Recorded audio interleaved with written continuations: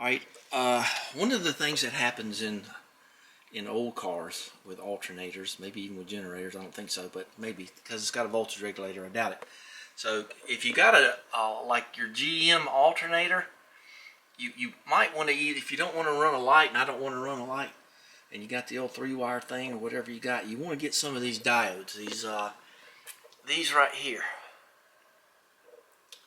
So I've got 10 of them. I'm going to put them on the cars.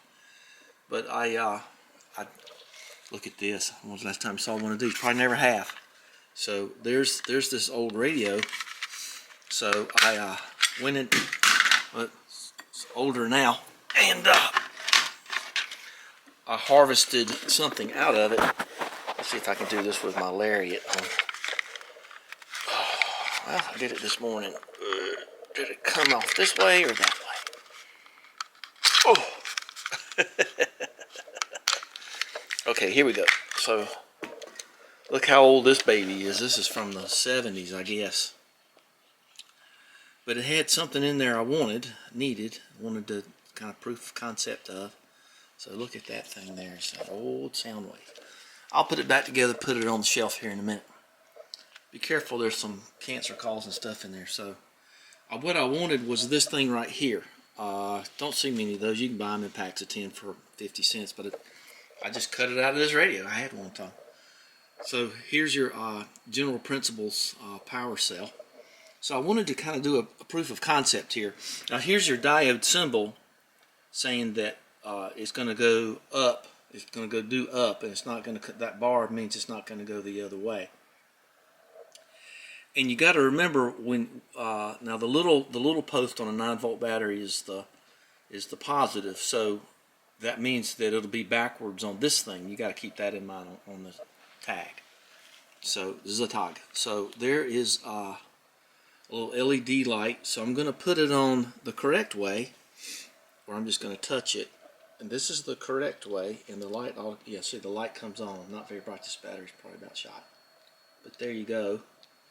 So if you flip this over, it won't work. So just a little minor lesson. See, it won't work. And remember, a light emitting diode is of course a diode, but now they seem to have overcome the polarity problem in lighting LEDs. So that's kind of neat. So that technology has come a long way from those spiral deadly mercury vapor things. So there you go. I just kind of wanted to do that, so because I got some people coming over later today that don't understand this stuff too well. So I thought I'd just do this little mock-up here on how this works. And I've got 10 of these diodes. I'm not going to use them all, so I'm going to give some of them away. But you really need to drain or stop the current from going back into the alternator the other way, because it can make your car run on. And you just want that current coming out of the alternator and not going back in her. You want to come in. So a lot of people will put a light in line to kill the current from going back in, because it will do that. But this to me is a little bit more elegant. You don't need a light. And the reason I don't want a light, I know that sounds kind of weird to a lot of people, but I have a voltage gauge. There's so I don't need a lamp in the dash. I have a place for it anyway. I got 2 places for lamps, and one's for high beam and one's for turn signal. And like on old cars that only had one indicator, the P terminal on the 3-post flasher unit. So there's X, L, and P, or B. X and B are the same thing, battery. So battery, load, and then P goes up to the fascia or dashboard. So anyway, I just thought this was a fun thing to make up to kind of show how things work. So anyway, just a little sideline. New alternator. I got a Bosch alternator coming tomorrow. That's going to be fun. Let's take a look at that thing. There's only 5 sets of these diodes left, so if you want something, you better, let's see here. So this is what's coming tomorrow. I'm kind of tired of messing with alternators, so I got this 100% new Bosch coming. Now you can get one for $29.99, but I don't want an Earl Scheib alternator. I want the real thing. So that's going to be good, I hope. It doesn't really tell you if it's a 1-wire or 3-wire, but I don't care. I got a voltage thing in the dash. I don't need to have a 3-wire on Daphne. So that's the way around that. I had an extra. It has the 2 large gauges and the 4 small gauges. There was an amp meter there originally. I still have those gauges, and I like amp meters just fine. And I grew up with them. They were in Triumphs. And the Jaguar has one. It says, you know, C and D, charge, discharge, and all that other stuff. But there's no, well, there's a little birdie down there. There's no sense in, uh-oh, got a bee out there. He's just a little bee. So anyway, yeah, that's coming. Looking forward to putting that on tomorrow. But I got to fix that battery box. So I think I'm going to use that white farm implement paint on that, because that stuff's so durable, and as you saw, I treated it with Extend. It's been sitting overnight. So let's go out there and do that. And I think I'm going to put a piece of plexiglass there, and I got to figure a way to protect that air conditioning line a little better. So I think I can sort something out there. I think I'm going to use a piece of that rubber inner tube that I had down in there. So, and then I'm just going to get pull ties and tie it down. That's going to be all there is to it. So let's go down there and work on that. And I got another alternator I want to check, but bench test it, but I don't know. I'm just kind of in the mood just to get rid of all those old ones. I'm not in any mood to get the bits to rebuild the internals, the rectifiers, and all that other stuff. It's just call the man, Aunt B. Just call the man. My ears. Helicopters going over. It's always, every time I hit the record button. Okay, I got that painted in farm implement white. You can see it dripping right there. I just did it, so that'll help preserve it a little bit longer. That's the original one, and since it's welded on there, I'm going to try not to mess with it. So let's get the battery charged, get it in here. I've got some wiring to do. I've got to take this alternator out, and I've kind of got the mojo on that. I think I'm going to get a pull tie and get this thing up out of the way somehow or another. I don't know. We'll have to do something to get this out of the way. I'm just tired of messing with that heater hose. You know how it is. You mess with it for a while and you got to, you know, just get it out of the way. Okay, you got your basic. Let's see. I think it's 10.5 by 7 is the general. 10 3/4 by 7 1/4. Okay, so we're going to cut a piece of plexiglass. So got the alternator coming. It'll be here tomorrow. So oh, I got to tell you this. I found out something real important. I know it wasn't the alternator that was at fault, because I tested it. It tested good. What happened was my secondary wire, the factory one that is, that goes from 2 back to the battery or battery post, it was broken right here, so it wasn't so that wasn't very exciting for the exciter wire. So it was exciting to put a continuity checker on it and find out that was it. But yeah, just check every cable. That's your classic, check your cables. So I'm happy about finding that, and I just kind of made this one out of some pieces all soldered and everything. So all right, what did I say? 10 3/4 by 7 1/4. Well, this is why, you know, you end up being a little bit of a hoarder. But that was my mailbox idea. I ended up making a little bit out of that. So this was a base for a table I had one time. And boy, does that just not look perfect for the back side of a battery. All right. Well, I got all my cutters ready to go, so let's cut them up. Okay, so I got my plexiglass cut. It's always fun to do. I learned how to do that a long time ago. It's not hard to do. All right, so I'm going to put my little rubber membrane in there, and that's going to protect my air conditioning wire hose a little bit. Now this thing had a little bit of leftover silicone on it, So I'm going to put it this way,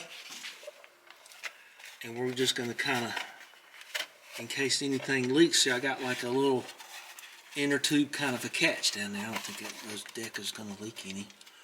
So, okay, I'm going to get my pull ties, and we're going to put our battery in here in just a second. It's all charged up. Took 2.5 hours, but it did it. So, that's the one that goes in the bottom. Okay, so, yeah, my new ones are over there. So, put the top up on that just now. That hasn't worked with the button for a long time, so it kind of fell out. Alright, so these two are identical. This one here is charged. We'll put it in just a minute. Like I say, let me see what kind of pull ties I got.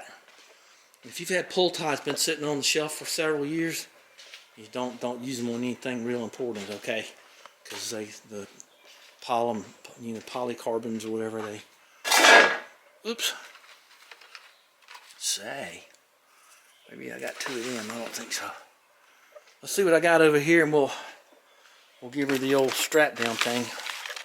I don't care if I use a bunch of what are these? Oh, that was just a little travel pack I made one time. I want to use these. That's right. That's what I was kind of had in the back of my mind. See, I got these super ones. These are super fantastic bubble plastic. These are heavy. Why don't you tell me? I know I'm looking right at it, but these are heavy duty ones. They're good to. These are well, here I'll just show you.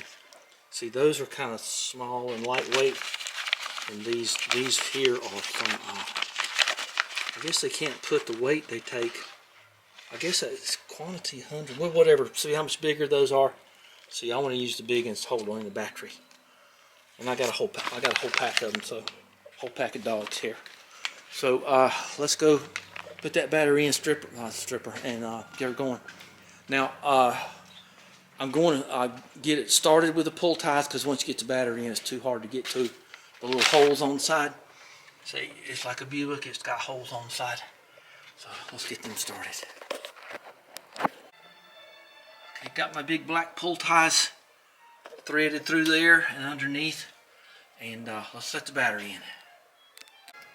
Okay, not a sponsor, but I like these guys. Let's see. That looks a mite close to me, so let's put the camera right here and very carefully just see how close that is. Oh, it ain't. It's pretty close. You know what? That kind of nerves me up a little bit. I think I'm going to take that rubber out of the bottom. And, well, that's one of the reasons you got to tie it down. You don't want it bouncing up there and arcing out on stuff. Do I have a cap over here of some kind? I'll have to make one. Here's all my battery stuff. Oh, look at that. That's original Lucas stuff. Look at that. That goes back to like the 50s.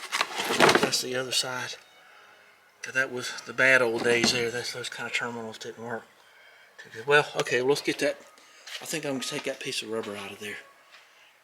I think that'll be okay. Just to get it down some.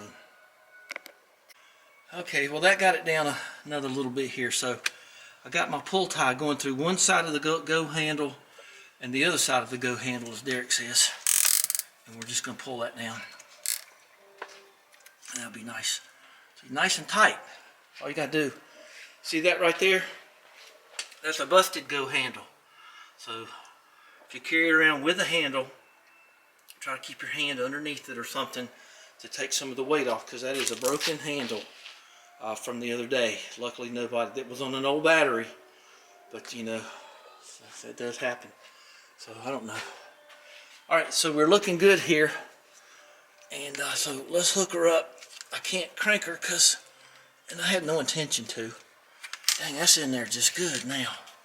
Just nice. Let's get a little bit of dielectric grease and grease them up so they won't get corroded. Now I'll tell you what, when I don't buy the little tubes out. I used to. I still got some of it, but I just buy it like this. It comes with a little brush. So I like the LTDE4. And we're going to just kind of give it a little smattering, a little light coating. And I heard somebody say one time, they said, well, you know, dielectric grease, you know, it's not conductive. I said, well, I hope it's not. So anyway, there you go. So I was going to make up a bunch of other cables and do some other stuff, but I don't think I need to, because I found it was just that little cable that was bad. So let me get this all hooked back up again. Okay, well, here's my main cable going from the battery, going from the alternator battery post, the big thicker one, up to there. But I've got to make a deal here. So this is pointing toward the battery, so I'm getting ready to do some soldering. Just clean that off a little bit. So there you go, soldering. So I need both hands to solder. You need 3 hands. That's why I built this thing out of some old flooring, and I don't even know what the rest of that was. I know those are crocodile clips. Okay, the battery's down. I'm going to put in an auxiliary earthing strap, because the earth on these is back there, and that wasn't hooked up because I had it hooked up in the cab. I'd rather have 2. I'm going to strip this and do that. Talk about that tomorrow maybe. And then here's my braided wire. I do that when I need more amperage and I don't really want to use battery cable. This is going to be fine. My diode is wrapped up in here. It's pointing the right way. It's hooked up right here. That's going to be temporary for right now. And see, I got this right here. So we're going to just try to hook this up. Maybe I can just, I think maybe I'll just hook it up here. That might be okay. I think that's the way to do her. A whole lot of it, but I'll just tuck it down in there, be fine. As long as it doesn't hit a header, I don't think it will. Yeah, I don't want to cut that and splice all that mess. Okay, we'll do it that way. I think that'd be the safest route. So anyway, that's going to be it for today. It's getting late. It's almost 5 and it's hot for me. And see, it's really something out there. I want to go get some fresh air. I'm kind of tired of breathing in lead fumes from soldering and all that other stuff. So let's call this a day, and hopefully the groundhog won't come back. I'm not going to talk about the groundhog. Don't be talking about that groundhog now. Okay, y'all have a great day, and we'll talk about something tomorrow. I know we will, because tomorrow is Saturday, so that means Cartoon Day, 9 o'clock on MeTV. Not a sponsor. And I'll always do that and enjoy my coffee. And then I'll come out here, and hopefully that alternator will get here, and we'll put that on. We'll talk about that at that time. So that diode's that's just gonna help us. She doesn't have any trouble shutting down, but now I know I won't, because it won't backfeed. So it's important. So get some of them. They're easy to use. And the bolt side's the power side, and it goes up, and it's just so much safer. The other thing I was going to mention too, on all of the old cars in here, every dang one of them, I've got these big fuses, these gigantic, I think they're called Bojack fuses. I recommend that highly. That just takes a lot of the worry. I know I'm bypassing up, see, everything I got's fused. So I know that looks like a Medusa head, but you know, it's just an old truck. She's fine. So, all right, thanks for being here. Talk to you next time. Tomorrow. Bye bye.